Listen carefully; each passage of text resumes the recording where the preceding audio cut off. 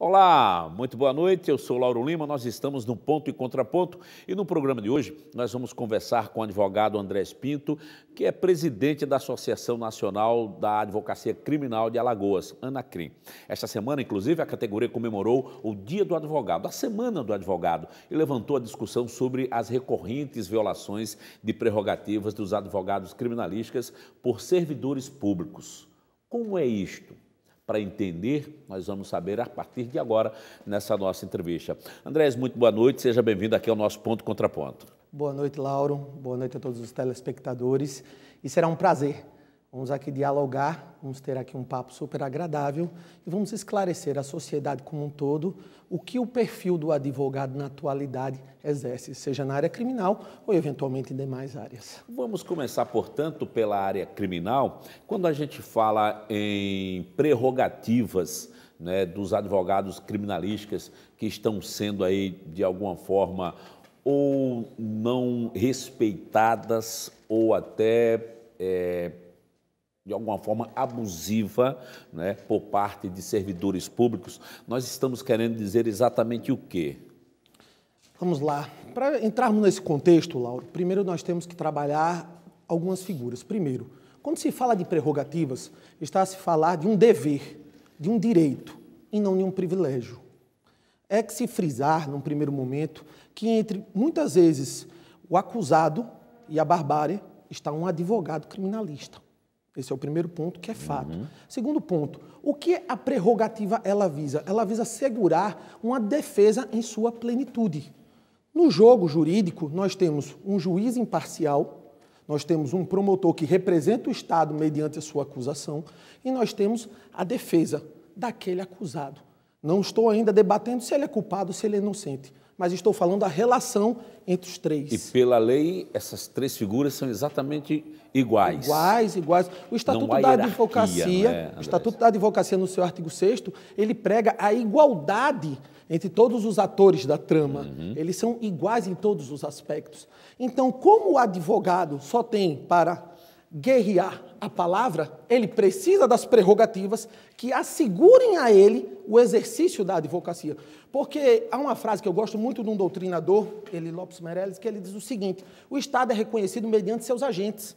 O juiz e o Ministério Público, que são funções essenciais também à justiça, tem como base o poder estatal, a força policial, o poder coercitivo. O advogado tem as suas prerrogativas para fazerem valer o direito do seu cliente e, consequentemente, o direito da sociedade. Porque há um contexto, Lauro, que nós também vamos adentrar nisso, que é muito peculiar. Hoje nós temos o costume de criminalizar a advocacia. Não se está ali a julgar a figura do advogado, está a se julgar a figura daquele acusado. É muito interessante ressaltar, a cadeia não foi feita para rico ou para pobre, ela foi feita para o acusado, o culpado, seja ele rico ou pobre. E nós não podemos e não vamos admitir, enquanto advogados, que se queira criminalizar o advogado, colocando ele no mesmo patamar de quem, eventualmente, cometeu um delito. Você teria algum caso específico, óbvio que não citando nomes de como isso já aconteceu, André? Vários. Houve casos, e aqui eu vou me reservar o direito de citar nomes, mas, por exemplo, de advogados e advogadas que foram eventualmente ao encontro do seu cliente e foram abordados de forma grotesca, a palavra essa, pela polícia, no intuito de tentar igualar a conduta do advogado com a conduta do seu cliente. Quantas e quantas vezes já não ocorreu de, eventualmente, colegas advogados irem ao sistema prisional e não conseguirem conversar com o cliente? Como é que eu sou advogado e não consigo exercer a defesa do meu cliente? Se nem conversar com ele eu vou conseguir. André, e pela lei, o advogado pode fazer isso, inclusive, fora de horário de expediente normal. Com certeza. É evidente, Lauro, quando nós pedimos, a gente pede a todos os colegas advogados o bom senso. Nós vivemos e ainda estamos atravessando uma fase de pandemia. Então, o que se tenta, entenda, jamais mitigar os direitos do advogado. Mas o advogado que pede acesso ao seu cliente, muitas vezes quer exercer a plenitude da defesa. E é essencial que ele tenha acesso àquele cliente, é essencial que ele converse com o cliente, é essencial que ele saiba o que ocorreu. Inclusive, o sigilo profissional é um dever, é muito mais que um direito do advogado, ele é um dever do advogado. Outro dia eu vi um vídeo nas redes sociais, e isso viralizou, onde um advogado chega numa situação de prisão em flagrante, feito pela polícia militar. O advogado foi em defesa do cliente e o policial militar, ele disse que na delegacia o advogado conversaria com o cliente, não ali na situação de flagrante. Aí houve ali um burburinho muito grande, alguns defendendo o policial, outros dizendo que aquela situação estava errada. Do ponto de vista da prerrogativa do advogado, foi correta ou não o que disse o policial militar, não permitindo que o advogado conversasse com o cliente ali, somente na delegacia? Lauro, com todo respeito à briosa Polícia Militar, que é uma corporação muito séria, eu entendo que o que ocorreu foi uma atrocidade. Uhum. Você chegou a ter... eu soube desse caso, né, e é claro, entendo que o colega advogado não quis tocar a situação para frente, porque ele julgou que naquele momento, eventualmente, prejudicaria a defesa do seu cliente. Os anos ali todos, né, bem exaltados. O advogado, ele justamente está ali no interesse do cliente dele. Eu até parabenizo o advogado que naquele momento entendeu, doutor, não me interessa trazer a publicidade para este caso na defesa do meu cliente. Nós temos que respeitar, eventualmente. Agora, é claro que se eu tenho direito a conversar com um advogado, como advogado, para com o meu cliente, e não tenho esse direito respeitado, como eu vou exercer a defesa? Me permita tocar um exemplo recente que aconteceu, que viralizou aqui nas redes sociais. Houve um acidente trágico aqui, de determinada pessoa acusada de embriaguez. Esta pessoa, no momento que foi recolhido, o advogado que chegou deu uma instrução e disse para o mesmo, não faça o teste do bafômetro. É um direito da defesa. Está lá o Código de Processo Penal. O Código Penal garante que ninguém é obrigado a produzir prova contra si mesmo. Ok?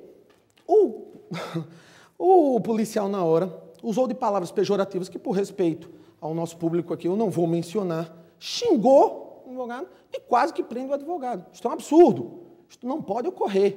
É, inclusive, necessário um posicionamento da OAB nesse sentido. Porque tem que se respeitar a figura do advogado.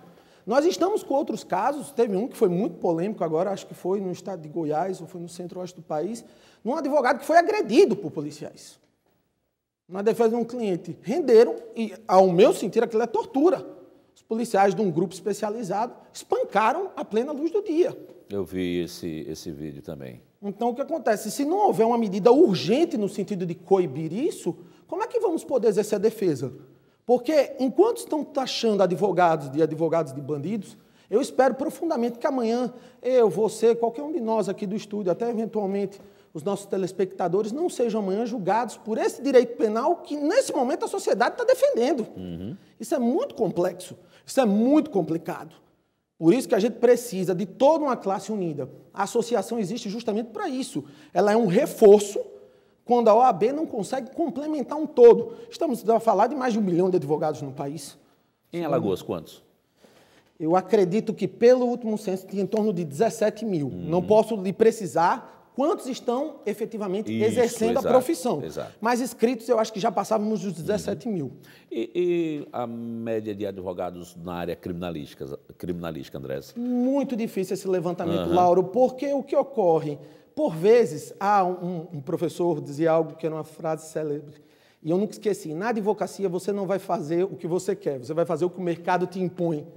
Né? Muitas vezes você começa num ramo, acaba por se especializar em outro, então são circunstâncias. Uma reclamação, perdão atrapalhar o seu raciocínio, uma reclamação muito grande que a gente... escuta de advogados criminalísticos em relação ao acesso ao sistema prisional e a obrigação do advogado passar pelo sistema de revista, especificamente aqui em Alagoas, o equipamento chamado Bariscan. Como é que vocês analisam isso? Você responde daqui a pouquinho, depois do nosso intervalo, tá bem? Claro, muito obrigado. São só 2 minutos e a gente volta já com mais Ponto e Contraponto. Muito bem, já estamos de volta com o nosso Ponto e Contraponto, hoje conversando com o advogado Andrés Pinto, presidente da Associação Nacional de Advogados Criminalistas em Alagoas. E no finalzinho do bloco anterior, Andrés, a gente comentava a respeito da situação de constrangimento citado por muitos advogados no momento em que vão acessar o sistema prisional. Como é que a Anacrim tem lidado com essa situação? Tem muitas reclamações? Lauro, vamos lá. Essa situação é um tanto quanto delicada. Porque o que ocorre? Entendo que maus profissionais tem em todas as áreas. A advocacia não seria diferente, como existe no Ministério Público, como existe na Polícia, como existe no Poder Judiciário. Contudo, entendo eu, isso é um pleito particular, inclusive que a Anacrim defende, que é necessário que o advogado tenha acesso, até por meios de equipamentos eletrônicos, como um celular, como um computador, para poder conversar com o seu cliente. Nós temos, às vezes, processos de 4.000 páginas. Ele precisa, para o cliente que está em cárcere, mostrar, abrir e dizer, meu amigo, essa situação está assim, assim, assim, assim, assim. Até porque a lei fala na ampla defesa. No júri, ela fala na plenitude da defesa. Como é que eu vou exercer a minha defesa de forma plena se eu não consigo? E aí há uma discrepância muito grande e uma crítica no sentido salutar. A Defensoria Pública do Estado de Alagoas, que também faz um papel muito justo, muito brilhante com os que são hipossuficientes, os pobres na forma da lei, ela adentra dentro do sistema, inclusive com o notebook. Por que essa discriminação no tocante aos advogados? São impedidos de entrar com esse tipo de equipamento, André? Com certeza. Todo mundo sabe aqui, todos os advogados sabem, você tem que desligar, muitas vezes deixar do lado de fora, a chave também precisa ficar. É um constrangimento desnecessário. Você parte numa presunção que o advogado estaria ali para praticar o ilícito. Ou seja, antes do fato ocorrer, você já imputa um pensamento que está equivocado, que está errôneo. Perfeito. Entenda, nada aqui contra os agentes penitenciários, que também fazem um trabalho brilhante e muitas vezes só estão cumprindo ordens. A questão vem ali da própria secretaria, o alto escalão que assim determina. Está equivocado. E já houve uma tentativa de conversa com a secretaria em relação a isso? E se houve, o que é que foi discutido e o que foi acertado? Lauro, é muito complicado quando a gente trata esse assunto, porque agora tudo se usou, e aí eu não estou dizendo que isso seja desculpa, mas você tem um pano de fundo da pandemia. Por exemplo, na pandemia, advogados, eu me incluo nisso, ficamos com extrema dificuldade de ver clientes. E aí agora eu abro um ponto. Clientes ficaram sem a feira. É totalmente desumano, quem sabe disso, que Deus livre eu, você, todos no estúdio, inclusive os nossos telespectadores, de um dia ter que entrar num presídio. Mas a gente sabe que a questão lá é desumana. A comida não presta. Os presos ficaram sem alimentos por meses. Isso é fato. Isso aqui que eu trago é um fato. Quem conhece a realidade do sistema prisional sabe que aquela quentinha nem cachorro quer. E aí é uma culpa do Estado. Isso é um fato. Não das pessoas que trabalham lá. Até porque ressalta que o trabalho dos agentes penitenciários é muito árduo e, dentro do possível, eles os fazem da melhor forma que podem. A nós, advogados, essa questão do acesso dificulta muito. Ou seja, a gente tem a necessidade de debater com o cliente e muitas vezes ficamos cerceados. Tanto que a Anacrim ingressou com um mandato de segurança na Justiça, no Tribunal de Justiça de Alagoas, e conseguiu eliminar para ter acesso aos seus clientes. Claro, respeitando todos os protocolos, as questões de higiene, as medidas sanitárias, conforme manda o figurino. O que não se admite é você ter o seu direito cerceado a ter acesso ao seu cliente. E aquele cliente que está lá, muitas vezes, sem a sua culpa formada. Eu debati aqui no bloco anterior que a cadeia foi feita para culpado, seja ele rico ou seja ele pobre. Como é que eu não tenho um julgamento do Estado e já deixo o camarada lá encarcerado? Pior, muitas vezes sem a visita até do seu advogado? Inadmissível isso. Há algum projeto em tramitação nesse sentido na Assembleia Legislativa, André? Perfeito, perfeito. Rendo aqui as minhas homenagens ao deputado Inácio Loyola, que abraçou essa causa da advocacia e entende que deve-se criminalizar o servidor público que está a violar as prerrogativas que ocorrem diuturnamente. O servidor público, isso será uma realidade muito em breve. Todo servidor público da esfera estadual que vier a violar as prerrogativas do advogado, que respeito, tem que se ter o respeito. Está a se tratar ali de um direito sacrossanto. O advogado que só tem a palavra precisa das suas prerrogativas. E quando isso vier a ser desrespeitado, o servidor público, muito em breve, passará a ter sanções, inclusive, eventualmente, perdendo os cargos. Rendo aqui as minhas homenagens ao deputado Inácio Loyola, que encampou essa luta, está em tramitação na Assembleia, está correndo de forma célere, inclusive. Como é que está lá a tramitação? Vocês estava nas comissões, sim, estava nas comissões, estão passando agora pelas revisões, que fazem parte de todo o trâmite legislativo. E muito em breve deve ser trazido ao Pleno. Acredito que podemos ter até ainda este ano o sancionamento dessa lei, que aí cabe ao governador Renan Filho. Perfeito. Outra reclamação grande dos advogados criminalistas é em relação ao acesso ao cliente nas delegacias. Esse é um problema. É um problema? Esse é um problema. Veja bem, também aqui não estou desmerecendo a Polícia Civil do Estado de Alagoas, que faz um trabalho brilhante, mas a ausência de estrutura que tem na central de flagrantes é um absurdo.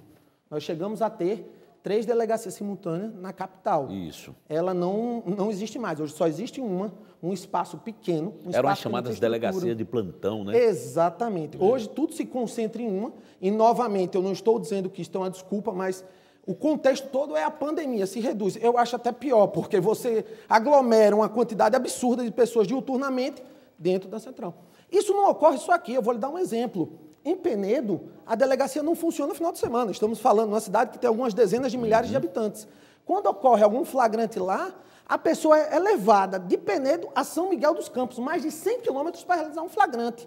Então, a gente está falando de um problema claro de estrutura estatal. Isso é um fato.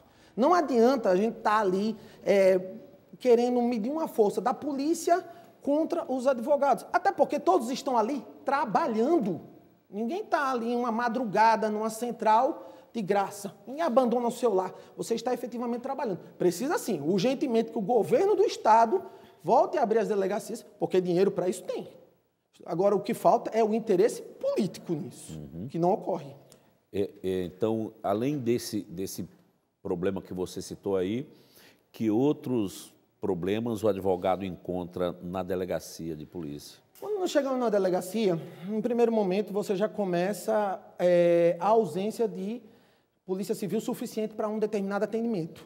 Todo mundo sabe que, por exemplo, final de semana há uma predisposição muito maior para cometimento de delitos, que você vai de uma eventual lei seca, um tráfico de droga, enfim, o mais variado tipo possível.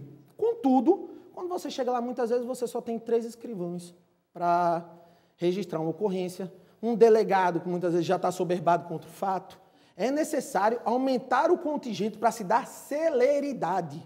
Esse é o principal ponto. Segundo ponto, acontece demais. Muitas vezes o advogado tenta ter acesso ao seu cliente, como já ocorreu comigo, por exemplo, e acionei a Anacrim prontamente, também acionei membros da OAB que também nos deram um respaldo. Eu tento ter acesso ao meu cliente, se você não vai ter, eu disse, por que eu não vou ter? Se eu tenho uma lei federal que me ampara e diz que eu devo ter o acesso.